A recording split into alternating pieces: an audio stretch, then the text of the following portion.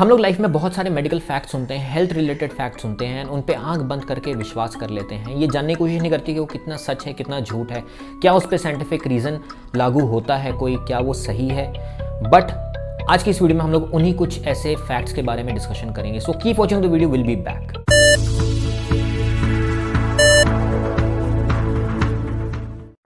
So hey guys, welcome back to the channel and hope everybody is absolutely fantastic. जो लोग मुझे नहीं जानते, मैं हूं डॉक्टर इशराक एंड सबसे पहले फैक्ट के बारे में बात करते हैं। जब भी हम लोग अंडे खाते हैं तो हम लोग ये कंसिडर करते हैं कि हमको एग वाइट खाना चाहिए और एग योक नहीं खाना चाहिए, क्योंकि एग योक में होता है कोलेस्ट्रॉल एंड कोलेस्ट्रॉल खाने से हमारे बॉडी का कोलेस्ट्रॉल बढ़ जाएगा। एंड जो भी पेशेंट्स जो होते हैं हार्ट डिजीज़ के हैं या आर्थरोस्क्लेरोसिस के हैं, उनके लिए ये रिस्क फैक्टर कहा जाता है।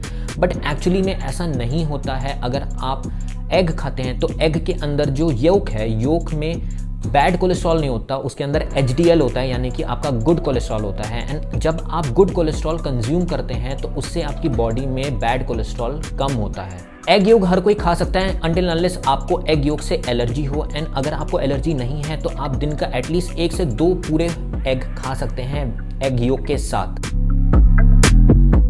अब जब बात आती है कोलेस्ट्रॉल की, तो कोलेस्ट्रॉल को हम अपनी बॉडी के लिए ख़राब मानते हैं, बट कोलेस्ट्रॉल भी उतना ही इंपॉर्टेंट होता है जितना आपकी बॉडी में खून में बहते हुए बाकी मॉलिक्यूल्स होते हैं, बाकी RBC WBC, वैसे ही कोलेस्ट्रॉल भी आपके ब्लड में होता है। एंड कोलेस्ट्रॉल आपकी बॉडी के लिए इंपॉर्टेंट है, क्योंकि जितने भी आपके हार्मोन्स हैं, आपका विटामिन D है, इन सब का प्रोडक्शन में कोलेस्ट्रॉल बहुत ज़्यादा हेल्प करता है। एंड कोलेस्ट्रॉल नहीं होगा तो ये सब का सिंथेसिस बंद हो जाएगा।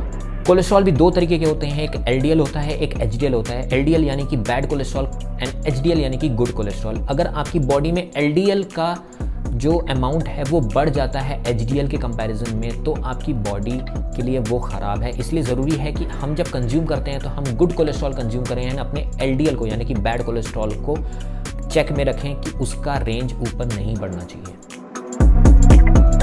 एक बहुत पुरानी कहावत है कि starve a fever feed a cold, but ये एकदम बकवास बात है। हाँ, ये बात मैं मानता हूँ कि जब भी हमको बुखार चढ़ता है, हमारी तबीयत ख़राब होती है, तो हमारा खाने का मन नहीं करता है। बट एक्चुअली जब हम बीमार रहते हैं, जब हमारी तबीयत ख़राब होती है, तो उस टाइम पे हमें एक्चुअली में ज़्यादा खाने की ज़रूरत होती है, ज़्यादा न्यूट्रिएंट्स की ज़रूरत है, ज़्यादा कैलोरीज़ की ज़रूरत है, क्योंकि हमारी बॉडी जब ज़्यादा कंज्यूम करेगी खाना तो उससे वो जल्दी हील करेगी एंड उससे वो जल्दी रिकवर करेगी। हम लोग बचपन से सुनते आ रहे हैं कि अगर आप गाजर खाते हैं तो गाजर से आपका विजन जो होता है वो अच्छा होता है, स्पेशली नाइट विजन जो होता है वो बहुत अच्छा होता है। कैरेट में होता है कैरेटीन, एंड कैरेटीन जो होता है वो हेल्प करता है विटामिन A के सिंथेसिस में। विटामिन A जो होता है वो आई की मदद से जो भी लाइट पड़ती है उसको एक सिग्नल बना के ब्रेन की तरफ भेजता है। एंड वही ब्रेन जो होता है वो हेल्प करता है हमारे आँख को, ताकि वो अगर ब्राइट लाइट है तो वो उसमें भी एकोमोडेट कर पाए, एंड वहीं अगर लो लाइट है तो उसमें भी एकोमोडेट कर पाए। बट पॉइंट ये आ जाता है कि विटामिन A जो है वो एक फैट सोल्यूबल विटामिन है, यानी कि जब तक आप फैट्स कंज्यूम नहीं करोगे तो विटामिन A का एब्जॉर्प्शन नहीं हो पाएगा बॉडी के अंदर। तो इम्पॉर्टेंट ये है कि सिर्फ कैरेट ही नहीं खाना है, बट हमको सही अमाउंट में फैट्स भी लेना है, ताकि कैरेट में से कैरेटीन जो मिले उससे विटामिन A प्रॉपरली सिंथेसाइज हो पाए, एब्जॉर्ब हो पाए बॉडी के अंदर। इसलिए ज़्यादातर स्टडीज़ शो करती हैं कि विटामिन A के सप्लीमेंट लेना is much more efficient rather than कि हम लोग कैरेट्स कंज्यूम करें। उंगलियां चटकाना, पैर चटकाना, ये सबको अच्छा लगता है, बट सामने वाला जब ये देखता है या सुनता है तो बहुत बार उनको इरिटेशन होने लगती है। एंड ये हमेशा कहा जाता है कि जो लोग उंगलियां चटकाते हैं उससे उंगलियों में आर्थराइटिस होने के चांसेस बढ़ जाते हैं, आपकी हड्डियों में दर्द रहेगा, आपकी हड्डियां खराब हो जाएंगी। बट ऐसा कुछ होता नहीं है। हमारी बॉडी में जो जॉइंट्स होते हैं वहाँ पे साइनोवियल फ्लूइड होता है जो जॉइंट्स की मूवमेंट के लिए हेल्प करता है। एंड वहाँ पे बहुत बार बबल्स बन जाते हैं, एंड जब हम ये नकल्स क्रैक करते हैं या फिंगर्स क्रैक करते हैं तो उससे ये बबल जो होते हैं वो बर्स्ट करते हैं, एंड जिसकी वजह से ये साउंड प्रोड्यूस होता है। तो ये बात बिल्कुल गलत है कि अगर आप उंगलियां चटकाते हैं या हड्डियां चटकाते हैं तो इससे आपके हड्डियों को नुकसान पहुंचेगा, आर्थराइटिस होने के चांसेस बढ़ जाएंगे। हम लोगों को एक ये चीज़ लगती है कि एडिक्शन जो होता है वो बाय चॉइस होता है एंड उसको बाय चॉइस छोड़ा भी जा सकता है, बट ये लोग समझ नहीं पाते हैं कि ऐसा नहीं होता है। It's much more complicated process. हम जो टीवी सीरियल्स में देखते हैं या मूवीज़ में देखते हैं वैसे आम जिंदगी में नहीं होता है। हाँ, इनिशियल स्टेज पे जब हम चूज़ करते हैं ये चीज़ें करना, चाहे वो स्मोक हो, ड्रिंकिंग हो या कोई भी ड्रग्स हो, ये हमारी चॉइस होती है। बट विद टाइम हमारा ब्रेन जो होता है वो इस तरीके से बन जाता है कि उसके लिए ये सब्सटेंस छोड़ना बहुत मुश्किल हो जाता है। जब ओवर द टाइम हम एक सब्सटेंस बहुत ज़्यादा यूज़ करने लगते हैं तो हमारी ब्रेन की परफॉर्मेंस चेंज हो जाती है, एंड जिसकी वजह से हम लोग बहुत ज़्यादा कंपेल हो जाते हैं कि हम उस सब्सटेंस को और ज़्यादा यूज़ करें। फिर चाहे कोई भी कितना भी समझा ले या आपको कितना ही लग रहा हो कि नहीं मुझे छोड़ना चाहिए, बट स्टिल आपका ब्रेन जो होता है वो इस तरीके से परफॉर्म करने लगता है कि आप वो सब्सटेंस नहीं छोड़ पाते। इसीलिए जो लोग एडिक्टेड रहते हैं उनको रिहैब जाना पड़ता है, उनको प्रॉपर थेरेपी लेनी पड़ती है, प्रॉपर ट्रीटमेंट लेना पड़ता है ताकि वो एडिक्शन अपना छोड़ पाएं। एडिक्शन से एक और बात आती है कि सबको ये लगता है कि हर किसी का एडिक्शन बराबर होता है, अगर इसको एडिक्शन है तो दूसरे वाले को भी उतना एडिक्शन हो सकता है, बट ये चीज़ ज़रूरी नहीं होती है। दो लोगों का एडिक्शन लेवल अलग अलग हो सकता है, एंड ये चीज़ें सोलली डिपेंड करती हैं आपकी मेडिकल हिस्ट्री पे, फैमिली हिस्ट्री पे, आपके जेनेटिक्स पे। हो सकता है आपका मेंटल हेल्थ कुछ और हो, आपकी मेडिकल कंडीशंस कुछ और हो। ये सब फैक्टर्स जो होते हैं बहुत इंपॉर्टेंट होते हैं ये डिटरमाइन करने के लिए कि आपका एडिक्शन किस लेवल का हो सकता है।